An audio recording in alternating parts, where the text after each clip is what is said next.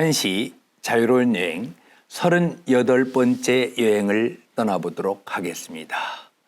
오늘은 진자항의 가무시 38수 가운데서 기6 6번째 시, 여기 성림에 관한 얘기가 되어 있습니다.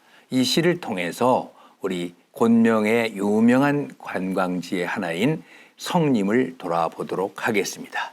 먼저 작자를 소개해 드리도록 하겠습니다. 진자항은 661년에서 702년까지 산 분으로 자는 백옥이며 제주 사홍, 즉 지금의 사천성 사홍시 사람입니다. 당나라 때 당대의 문학가이며 시인으로 초당의 시문혁신의 중요한 인물 중에 한 사람입니다. 초당, 이건 당나라를 그 문학사에서 초당, 중당 또는 그 만당, 성당도 넣기도 해요. 그래서 초기, 그다음에 중간, 그리고 완전히 왕성할 때, 그리고 만당, 늦은 후기. 근데 이 진자항이라고 하는 분은 초기의 시인입니다. 당나라 초기. 일찍이 우수뷰라고 하는 벼슬을 지냈기 때문에 그를 후세에 진수뷰 이렇게 칭하기도 합니다. 진자항의 시는 100여 수가 전하는데 그의 시는 어떤 풍도와 기계가 비범하고 머금은 뜻이 심원하며 웅건한 힘이 있는 것으로 평가됩니다. 그중 가장 대표적인 것이 가무 38수와 또 계구람구 7수, 그리고 등유주대가, 등택주성, 북루연 등의 이런 시가 있는데, 진자항과 또 사마승정, 노장용, 송지문, 왕적, 필구, 이백, 맹호연, 그리고 왕유, 하지장 이런 사람 10명을 선종시부라고 합니다. 이때 선종은 불교의 선종이 아니라 신선선자, 마루종자, 그러니까 신선의 도에 가까운 그런 10명의 친구다라고 얘기를 하고 있습니다. 그러면 그 가무시가 무언가에 대해서 먼저 간단히 설명을 드리려고 합니다. 가무시는 느낄 감자, 우자는 만날 우자죠. 그래서 이 가무라고 하는 시는 시인이 자신의 운명에 대한 감회 또는 사회 현실에 대한 우려 등을 표한 시를 대개 가무라는 시를 쓰고 있습니다. 많은 사람들이 가무라는 시를 그냥 써요. 그 제목이 따로 있지 않고. 그런데 이 시에 성림을 언급한 부분이 있어서 이 시를 소개하는 겁니다. 그러면 그 시를 먼저 감상하기 전에, 들어가기 전에 성림이라고 하는 것에 대해서 먼저 한번 살펴보겠습니다. 성림, 돌석자, 수풀림자인데요. 영어로는 스톤 포레스트라고 얘기를 합니다. 이 곤명의 성림은 운남성림 또는 큰 대자를 써서 대성림 이렇게 표현을 해요. 왜 그러냐 하면 중국 각지에 여러 곳에 성림이 있어요. 그래서 뭐 10대 성림, 4대 성림 뭐 이런 게 있는데 여기서 지금 일일이 소개할 여유가 없고, 곤명에 있는 이 성림이 가장 크고 유명합니다. 그리고 세계 지질공원과 세계 자연문화유산에 등록이 되어 있어요. 그래서 성림은 약 2억 5천만 년, 2억 7천만 년 전에 바다가 융기되어서 솟아오른 석회암이 만들어낸 카르스트 지형으로 기괴한 형상들이 마치 돌로 이루어진 숲과 같다고 해서 이름이 붙여진 것입니다. 가보신 분들은 알겠지만 기가 막힙니다. 꼭 한번 가보실 만한 곳인데, 자, 그러면 이 원시를 한번 해석을 해보겠습니다. 내 오관용 변화하고 내지 지양정이라 성림 하명밀가 유동 무류행이라 고지 득선도 신여 원화병이라 현감 비상식이니 수능 측 친명이리요 세인 구목견하야 감주소 단경이라 곤륜 유요수나 안득체 기영이리요. 어이고, 이 시는 보니까 4구절이면 절구고 8구로 되어 있으면 율시라고 그랬는데 이 시는 12구나 돼 있어요. 그래서 이런 시는 오원 그냥 고시, 고체시, 오원 고시라고 얘기합니다. 5글자씩 돼서. 근데 이제 우는 하평성 경운으로 우는 맞춰놨어요. 그래서 그러니까 오원시에서는 2, 4, 6, 8 이쪽 짝수로다가 쭉 하는데 여기서 정, 그 다음에 뒤에 행, 그 다음에 병, 명, 경, 영 이런 것들이 운자가 되겠습니다. 자, 그러면은 이 고시 12구로 된 것을 한번 보는데 율시나 고시에서는 두 구, 그러니까 첫 구, 두 구, 그 구를 합쳐서 연이라고 그래요. 한 연이라고 그래서 먼저 첫년부터 한번 보겠습니다.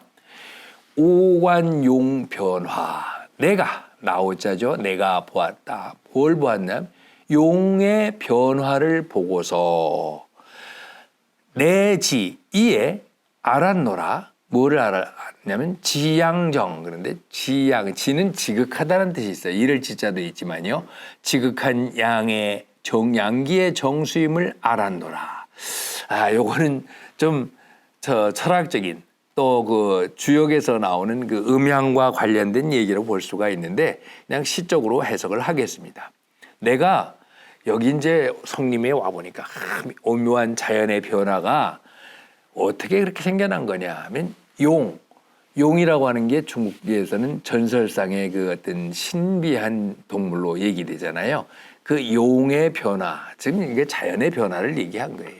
내가 용의 신령스러운 용의 변화, 무궁한 변화를 보고서 비로소 이에 알았다. 무엇을?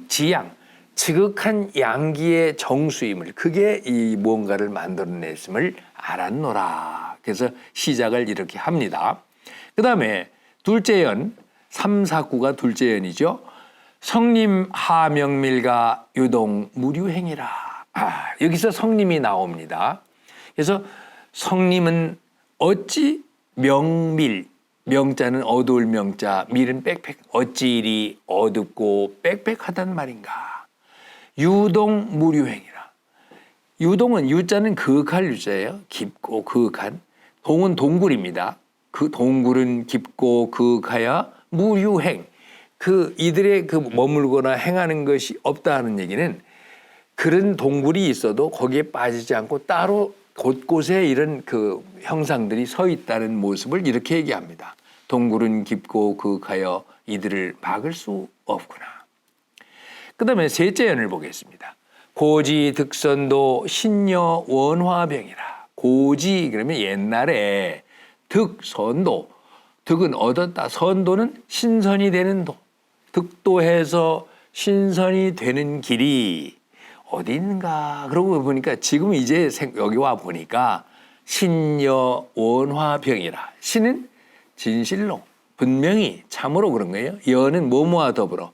원화라는 말이 그 조화로움이라는 얘기를 말하고 있어요. 조화인데 조물주를 원조라고도 그래요. 아주 근원적인 조화, 그 자연의 조화.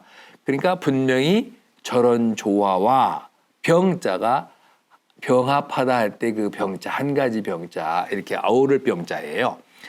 저런 조화와 하나 되는 것이리라. 저런 자연의 조화와 하나가 되는 것이 바로 신선이 되는 길이었겠구나. 라고 이제 생각을 한 거죠. 그 다음에요. 그 다음 연에서는 뭐라고 그랬냐면, 현감 비상식이니 수능 측친명이리요. 현감일 때 이 현자 있잖아요. 현이란 말이 우린 거물현 그러죠. 하늘천 따지 거물현 누르왕 그러는데 그냥 색깔이 검다 이런 뜻이 아니에요. 색깔이 검다는 블랙하고는 다른 거예요. 이 현은 아득하고 아득해서 묘한 그런 저거를 가지고 있다. 그래서 현묘한 감각은 비상식. 피상적인 식견이 이렇게 일반적인 상식적인 식견으로 알 수 있는 것이 아니니 수능 즉 친명이리요. 누가 능히 그 친명은 깊고 신비한 그 뜻을 헤아릴 수 있겠는가. 그런데 세인 구목견하여 세상 사람들은 구자는 얽매일 구자예요. 목견 눈으로 보는 것 그것만 거기에 매여서 눈으로 보이는 것만 사실이라고 여겨서 감주 소단경이라. 감주가 이게 감자는 술에 빠진다는 거예요. 술에 탐닉해서 술에 취하고 술에 탐닉해서 소는 우습게 본다. 비웃는다. 단경은 원래는 도가의 도교 사세 신선이 되는 술법을 말한 적어놓은 책인데 결국 진리를 담아놓은 경전 같은 거 이런 건 그 웃기는 얘기야 하고 이렇게 우습게 본다는 거죠. 세상 사람들이. 그러니 곤륜 유요수나 안덕체기영이요. 곤륜산은 전설상에 있다는 그 신선이 산다는 산입니다.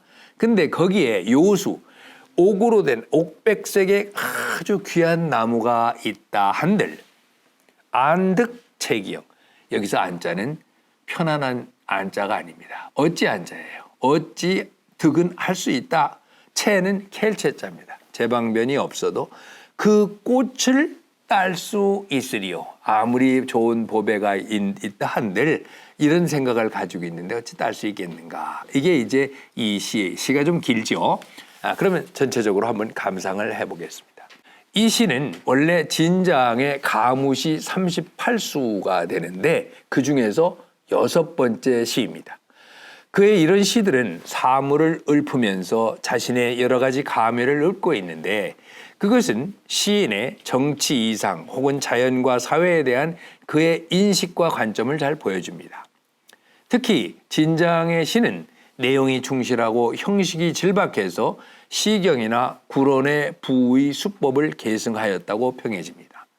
그리하여 육조 시대에 화려한 수식, 시나 글을 아름답게 쓰는 것을 버리고 시가 혁신의 이상을 실천한 것으로 평가되고 있습니다.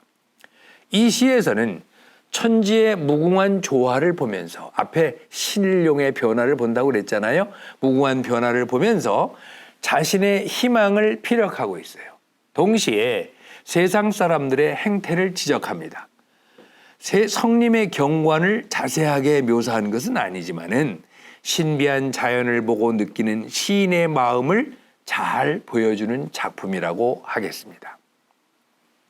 첫째 연에서는 변화무쌍한 신룡의 지극한 능력을 언급하고 그래서 다음 연에 성님에 대한 설명을 할 길을 열고 있습니다.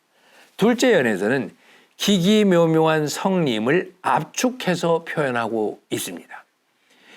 빽빽하게 들어선 돌의 숲과 어둠침침한 통로가 널려 있는데 곳곳에 깊고 그윽한 동굴이 있지만 이런 기괴한 형상들을 막을 수 없다고 감탄하고 있습니다. 셋째 연에서는 이러한 신비한 경관을 보며 그 옛날 득도하여 신선이 되는 길이 바로 저런 조화가 하나가 되는 데 있으리라고 하는데 생각이 미친 것이죠. 넷째 연에서는 그러한 현묘한 감흥은 결코 피상적인 인식으로 가능한 것이 아닐 것이니 누가 그 깊고 신비한 뜻을 알겠느냐고 단식합니다. 여기서 시인이 추구하고 또 동경하는 세계를 엿볼 수 있습니다.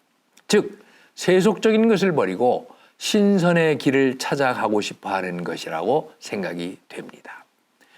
다섯째 연에서는 눈에 보이는 현실에 얽매이고 현실적 욕망에 빠져서 참된 진리를 담은 경전을 비웃는 세상의 세태를 지적하고 있습니다. 그리고는 마지막 연에서 시인은 세상에 아무리 훌륭한 보배가 있다 한들 이런 생각을 가진 이들이 어떻게 그것을 얻을 수 있겠느냐고 맺고 있습니다. 이 시는 자연의 신비한 변화와 선경의 신선의 경계죠. 은밀하고 심원함을 묘사하여 시인이 신선의 도를 구하는 그런 동경을 표현하고 있습니다. 동시에 시인이 세속적인 사람들의 단견과 천박함을 경시하는 태도를 보여줍니다.